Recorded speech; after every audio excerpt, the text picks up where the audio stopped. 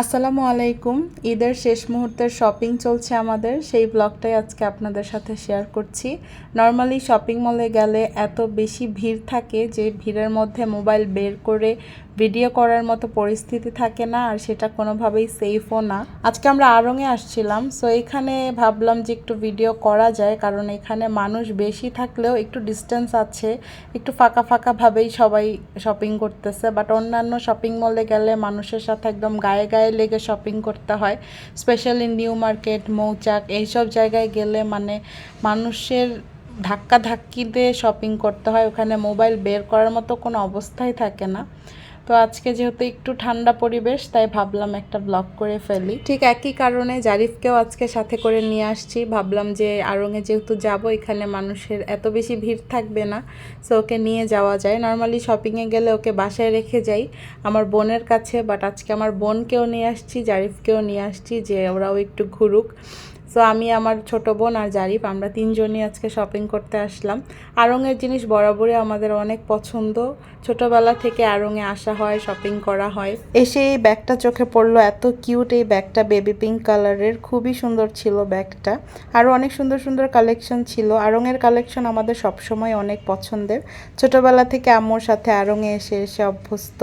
ছোটবেলায় যখন আম্মুর সাথে আড়ংয়ে আসতাম, তখন আমরা ওয়েট করতাম যে আম্মু কখন শপিং শেষ করবে আর আমাদেরকে পুতুল কিনে দিবে। আমার আম্মু সবসময় আমার বাবার জন্য আর আমার নানা ভাইয়ের জন্য আড়ং থেকে পাঞ্জাবি কিনতে আসতো ঈদের সময়। তো আমরা ওয়েট করতাম, আমার আম্মু পাঞ্জাবি কেনা হলে আমাদেরকে পুতুল কিনে দিত আড়ং থেকে, বই কিনে দিত, আর আমরা সেটা লোভেই আসতাম মূলত। আর আড়ংয়ের যে পুতুলের কালেকশনগুলো ছিল, এখান থেকে ম্যাক্সিমাম পুতুলই আমাদের বাসায় আছে। মানে আমরা ছোটোবেলা থেকে, আমরা দুই বোনই এখান থেকে যখনই আসতাম পুতুল কালেক্ট করে নিয়ে যেতাম। তো দেখা যায় যে ওদের, আর সেই যে আমরা যখন ছোট ছিলাম তখন যে পুতুলগুলো ছিল সেগুলাই এখনও আছে। সো আমার বোন তো এগুলো দেখে একদম ইমোশনাল হয়ে গেছে, ছোটোবেলার কথা মনে পড়ে গেছে। ও এগুলো প্রত্যেকটা পুতুল ধরে ধরে দেখতেছিল যে এটা তো আমাদের বাসায় আছে, এটা তো আমরা কিনছিলাম ছোট থাকতে। তো এগুলো দেখতেছিলাম। আর এইখানে দেখেন আমার বোন কিন্তু আসার পর থেকে ডিউটিতে লেগে গেছে, কারণ আমার ছেলে তো একটা মুহূর্ত এক জায়গায় স্থির থাকে না, ও পুরাটা শপিং মল ঘুরতেছিল, দৌড়াইতেছিল, আর আমার বোন ওর পিছে পিছে ছিল। সিঁড়ি দিয়ে মনে হয় 100 বার নিচে নামছে আর উপরে উঠছে, আর আমার বোন ওর পিছনে পিছনেই ঘুরতেছিল। কিছু আর কি করারও নাই, কারণ ওকে একা তো আর ছাড়া যাবে না। আর এই কারণে আমি আমার বোনকে নিয়ে আসছি, কারণ আমি জানতাম আমার ছেলের পিছনে দৌড়াইতে হবে। তো আমার বোন অনেক কষ্ট করছে আজকে। আমি আর জারিফের বাবা ছাড়া একমাত্র আমার বোনই জারিফকে কন্ট্রোল করতে পারে বা হ্যান্ডেল করতে পারে, এছাড়া জারিফ আর কারো কাছে এভাবে থাকে না, কান্নাকাটি করে কিংবা বেশি দুষ্টামি করে, কিন্তু আমার বোন ওকে খুব ভালো করে হ্যান্ডেল করতে পারে। তো আমার বোনের কাছে দিয়ে আমি তো নিশ্চিন্তে শপিং করতেছিলাম, কারণ আমি অনেক খুঁজে খুঁজে দেখতেছিলাম, পাঞ্জাবির কালেকশন দেখতেছিলাম, জারিফের জামা কাপড় দেখতেছিলাম। যেহেতু সামনে গরম পড়বে অনেক, তো আমি এখান থেকে কিছু পাতলা পাতলা জামা কাপড় নিয়ে যাব। তো এগুলো আসলে একটু খুঁজে খুঁজে দেখতে হয়, কারণ এখানে অনেক বেশি কালেকশন আড়ংয়ে, প্রত্যেকটা জিনিসেরই হিউজ কালেকশন। সো একটু ঘুরে ঘুরে খুঁজে খুঁজে দেখলে সুন্দর সুন্দর জিনিস পাওয়া যায়।